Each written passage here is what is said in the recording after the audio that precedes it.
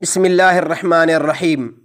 میرے محترم سامعین، آج جو میں آپ کی خدمت میں شرعی مسئلہ ذکر کروں گا اس کا عنوان ہے سگریٹ اور تمباکو کا کاروبار کرنا کیسا ہے۔ میرے محترم سامعین، یہ مسئلہ خوب توجہ سے سماعت فرما لیجئے کہ اس مسئلہ میں علماء کرام کے دو فریق ہیں۔ نمبر ایک عرب علماء کرام، نمبر دو بر صغیر کے علماء کرام۔ عرب علماء کرام کے نزدیک تو سگریٹ اور تمباکو کا کاروبار کرنا بالکل حرام ہے۔ بر صغیر کے علماء کرام کے نزدیک ان چیزوں کا کاروبار کرنا مکروہ ہے۔ مکروہ کا خلاصہ یہ ہے، جس قدر جس چیز میں زیادہ نقصان ہے اس قدر اس کی کراہت بھی سخت ہے۔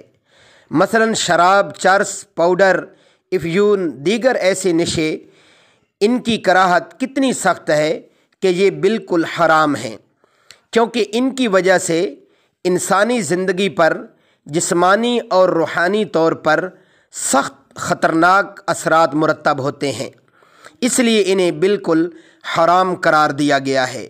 باقی نسوار، خالی سگریٹ، یہ بھی مکروہ ہیں، لیکن ان کی کراہت اتنی سخت نہیں ہے۔ بہرحال خلاصہ کلام یہ ہے کہ ان سب چیزوں کے کاروبار اور استعمال سے احتیاط اور بچنا چاہیے۔ اللہ رب العزت عمل کرنے کی توفیق عطا فرمائے۔